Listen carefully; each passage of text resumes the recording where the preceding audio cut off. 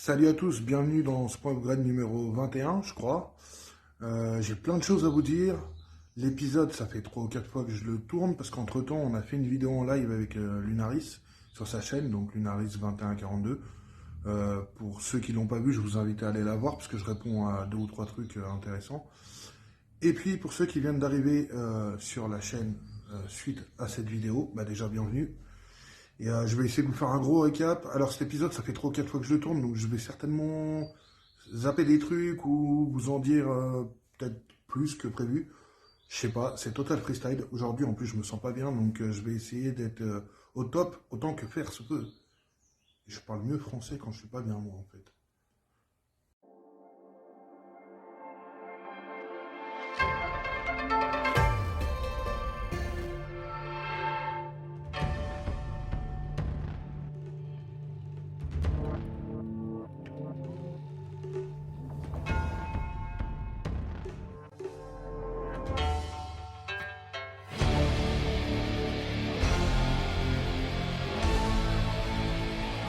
Donc la bébête, il y a eu beaucoup de choses de faites dessus, notamment la ligne groupe N, qui a été faite, je crois, la veille de la vidéo.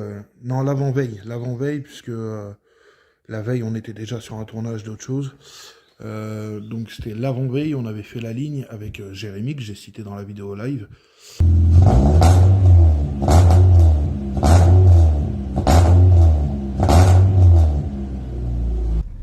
Ça ne laisse pas indifférent. Je rappelle, je suis parti sur une groupe N de 323 GTX GTR, qui est globalement la même voiture à... Pas niveau moteur, hein. Niveau moteur, c'est plus de chevaux, un turbo différent et tout, mais au niveau du châssis, globalement, c'est la même voiture. J'étais parti sur Stoline parce que bah, c'est ce qui, pour moi, semblait le pertinent en termes d'adaptation et de compatibilité. Et puis, bah, il se trouve qu'il y a eu beaucoup plus de modifs à faire que prévu. Ça m'énerve!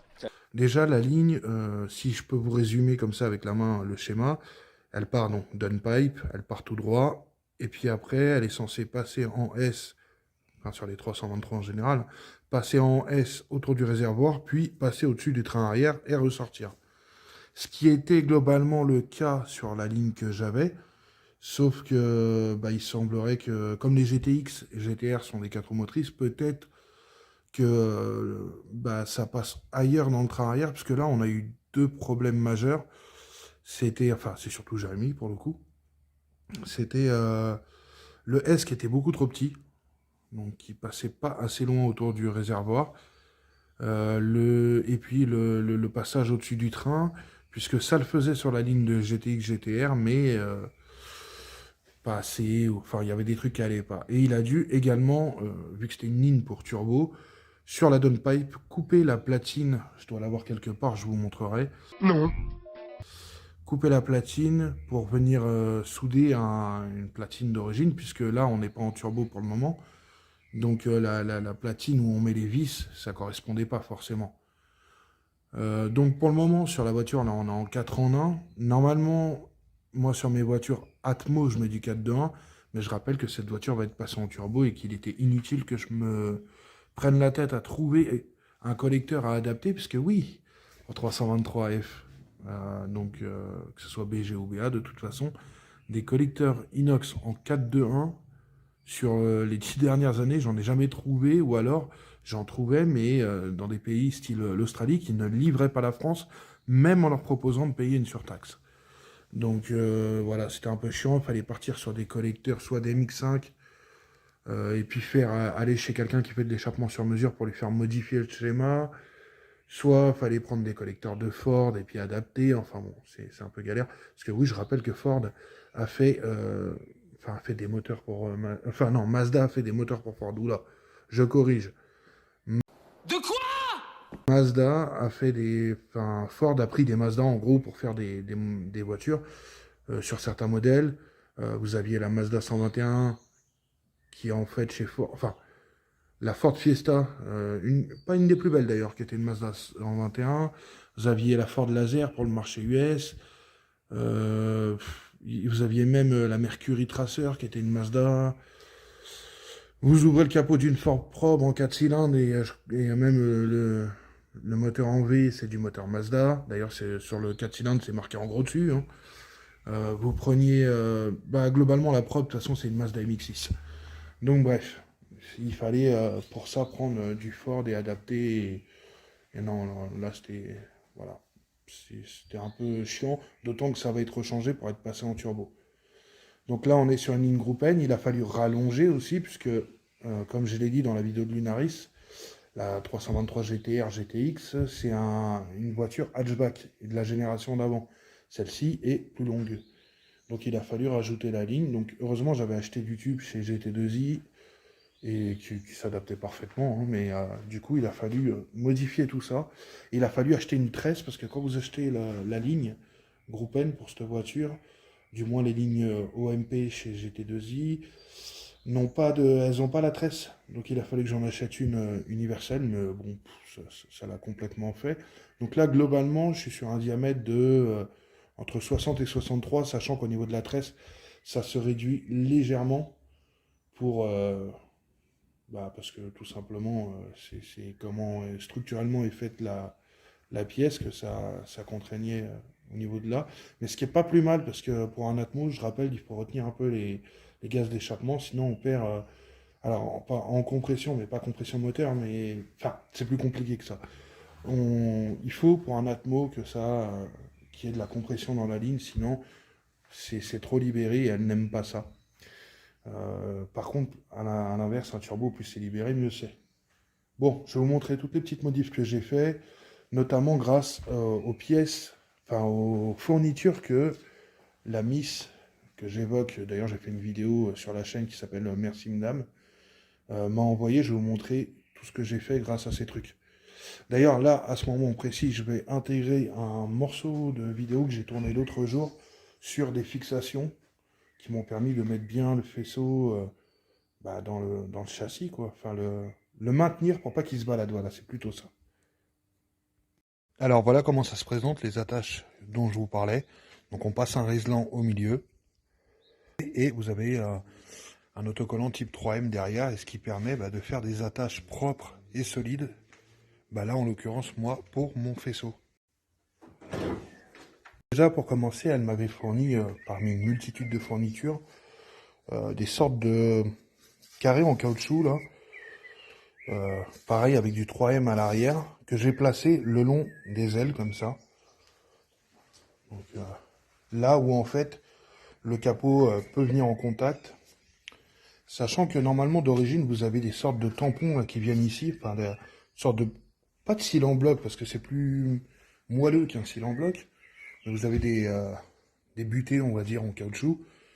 Moi je les ai enlevés, parce que déjà quand elle est passée en carrosserie on les a enlevés et que je les ai pas remises, mais surtout pourquoi je les ai pas remises, c'est parce que ça me permet de faire descendre le capot un petit peu plus bas et éviter qu'il soit trop, comment dire, contraint à l'appel d'air. Ouais, c'est pas mal. Puisque maintenant, moi, sur mon capot, enfin, ça fait un moment d'ailleurs que j'ai fait ça, mais je suis en goupille. Donc du coup, on supprime la gâche. Moi, alors, je respecte hein, les gens qui mettent des goupilles, mais qui laissent la gâche, si c'est pour un effet de style. Mais je rappelle que l'intérêt de mettre des goupilles, c'est que le conducteur n'ait pas à descendre du véhicule pendant que les mécanos interviennent sur la voiture pour gagner en rapidité. Le système de gâche aussi, si vous êtes sur une course et que la poignée vous pète dans les mains, moche. Donc on met les goupilles, mais on supprime la gâche. Pareil, elle m'avait donné voilà, ce genre de truc autocollant, pareil, hein, avec une sorte de 3M, qui est un peu plus dur, que j'ai mis là, puisque c'est en contact avec le reste, je crois que c'est en contact avec le support radiateur, donc toujours dans un but d'éviter les vibrations intempestives et désagréables. Prochaine étape que je vais devoir faire sur la voiture, là, tant qu'on est sous le capot, c'est relocaliser mon régulateur de pression d'essence. Il faut que je recommande de la durite avec des raccords, donc en attendant, vu que c'est pas vital et que ça marche très bien, il est là, mais ça va rebouger. Je prends la clé, je vous montre la suite des choses que j'ai effectuées, des fournitures utilisées. Donc de ce côté-là, j'ai utilisé les fixations aussi dont j'ai parlé, qui sont des carrés, voilà, avec là il y a l'opercule qui va derrière le stickers, pour mettre tout le long. Ça c'est le plus batterie, donc qui part du tablier et qui va jusqu'au coffre. Faut que je recoupe les bouts des liserons, bien sûr. C'est pas du Burgonde, ça. Il faut que je coupe les bouts des riselants pour que ça fasse plus propre. Et peut-être que j'en mette un, parce que là ça bouge pas, mais que j'en mette un peut-être aussi ici pour bien plaquer le fil. Ça évite qu'en sortant, le passager arrache, tire sur les fils comme un sagouin. Alors ici à l'arrière, évidemment ça reste à fignoler, parce que là de ce côté-là j'ai un truc à refaire niveau carrosserie. J'ai mis de la gaine plastique comme ça, pour protéger mes fils de rallonge de feu de recul. Parce que, oui, comme l'autre c'est une hatchback, et que il me semble, si je dis pas de conneries, que tout est au même endroit en termes de feu de recul, clignotant, stop. Là c'est pas le cas, donc il a fallu que je rallonge des fils. Peut-être je dis une connerie, mais en attendant, quoi qu'il en soit, j'ai dû rallonger les fils. Et je vois que j'ai un bout de durite qui s'est... Ah non, c'est bon. Il faut juste que je le refixe bien comme il faut. Voilà, parce que normalement c'est fixé comme ça, avec du Chatterton noir pour faire type origine, donc du Chatterton d'électricien, qui vient d'ailleurs de ce colis, pardon, c'était mal cadré, qui vient d'ailleurs du colis de la demoiselle, ainsi que les gaines plastiques. Là, ce que je vais devoir faire de ce côté-là, c'est trouver des éclaireurs de plaque de 323 BG, parce que les connectiques ne marchent pas. Après, j'ai envie de vous dire éclaireur de plaque pour éclairer quelle plaque. Mais c'est juste que ça me saoule d'avoir des câbles qui pendent. Notamment là, il va falloir que je trouve où se raccorde le feu de stop, puisque ça c'est le feu de stop du béquet. Et ça me perturbe. Je vais faire aussi un petit arrangement, je pense que je vais rallonger mes câbles de batterie, parce que là c'est le moins de la batterie. Alors, attendez, on va virer ça. De toute façon il est pété. Voilà. Pareil, il faut que je change l'adhésif qu'il y a là, j'avais plus de Chatterton d'électricien. Il est soudé en dessous, hein, donc ça bougera pas ni rien, mais pour masquer et protéger la soudure, j'avais mis des Chatterton, et puis j'avais plus de Chatterton d'électricien, j'en avais mis à gaz, parce que je trouvais ça solide, mais c'est à remplacer, bien évidemment, je ne vais pas laisser les choses telles quelles. On passe à la suite. En ce qui concerne le train arrière, pour ceux qui me suivent un peu sur les réseaux sociaux, ou qui ont suivi la vidéo de Lunaris, on est sur la fin.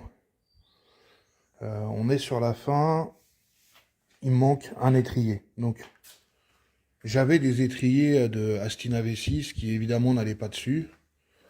Là, j'ai un étrier DMX3 V6 d'occasion. Je pourrais m'en servir, hein, il serait terminé le train, mais tout est neuf. Je veux pas mettre un truc d'occasion. D'autant que celui-là, il a été en plus peint à l'arrache, mais de chez à l'arrache, c'est parce que je peignais d'autres choses il y a très longtemps. Il me restait de la peinture à étrier, tout simplement. Et il y avait un durcisseur dans la peinture, donc il fallait que je me mine de finir les derniers millilitres qui restaient. J'ai trouvé l'étrier à côté, j'ai dit je te barbouille comme ça, j'ai pas le temps de te poncer, de te cacher ou quoi, et puis voilà. Donc bref, j'avais des étriers d'Astina V6, ça n'allait pas, je trouvais pas de support d'étrier, personne ne me renseignait, donc j'ai dû péter un câble, acheter un étrier de MX3 V6, enfin j'ai du mal à m'en sortir. Hein. Arrête la drogue! Avec support. Le deuxième support, j'ai le support de l'étrier que je viens de vous montrer. Donc ça, pas de souci. Il me manque juste un étrier sans support, puisque là, je l'ai, pour tout simplement pour terminer mon train. Et là, on va pouvoir aller foutre le train roulant à disque à l'arrière de la Familia, puisque passer du 1,3 litre 65 chevaux au 1,8 litre futur turbo, pour aller chercher dans les 300-400 chevaux, parce que je trouve que ça sera suffisant pour la discipline qu'elle va faire, par rapport au poids qu'elle va faire. Je sais même plus où j'en étais, oui, c'était un impératif finalement. Après, j'ai absolument tout en neuf, les biellettes de barre anti-roulis, les écrous, les moyeux, les fusées. Non, pardon, autant pour moi, les fusées, je les ai reconditionnées, mais c'est c'est du métal taillé dans la masse. Hein. Au bout d'un moment, c'est indestructible ce truc-là. Enfin, il y a des gens qui ont réussi à en casser, mais bon, non, elles vont très bien. Donc je les avais reponcées, repeintes, tout comme le berceau. J'ai passé des semaines à le poncer, à le repeindre. Alors par contre, ce qui m'a foutu un peu la rage, c'est que j'ai eu beau mettre plein de couches de peinture, mettre plusieurs couches de vernis, malgré tout, je pense qu'il fallait que j'attende des semaines pour qu'il sèche bien avant de monter les autres pièces, parce que pendant un moment, il était posé, donc ça, contre la table, et au moment de le retourner, j'ai dû, si vous voulez, le poser trop tôt, avant de le repeindre de l'autre côté, et donc du coup, ça avait griffé la peinture ici. Bon, après, c'était fait très propre. Les griffures qu'il y a eu, j'en ai eu marre. J'ai rechopé un coup de bombe, j'ai fait, allez, hop, c'est bien. Parce que au bout d'un moment, quand vous passez... je vous dis, j'ai passé plus d'une semaine à le faire, ce berceau. Juste le berceau. Hein. Parce qu'il a fallu le passer à la brosse métallique pour enlever absolument toute la peinture. Moi, ce que je voulais, la peinture et puis la rouille de surface, moi, ce que je voulais, c'est revenir au métal nu. C'est ce que j'ai fait. Donc voilà, ça sera le prochain gros chantier de la voiture. Et donc voilà, c'est dans un état proche des zombies de Walking Dead que je vais aller faire mon montage. Aujourd'hui, je pourrais faire un ou deux trucs sur la voiture, mais je vous avouerai, je suis pas trop motivé. Ce qui me motiverait là, c'est d'aller faire un tour avec. Il faudra que je la pose sur ses roues.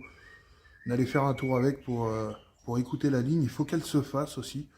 Puisque même si c'est une ligne acier, il faut le temps que les matériaux prennent et le temps d'avoir chauffé quelques fois. Mais tout ce que je peux vous dire, c'est que la voiture, quand on la démarre, quand on effleure la pédale d'accélérateur et qu'on lâche, vous avez des petits crépitements, des petits retours. Alors...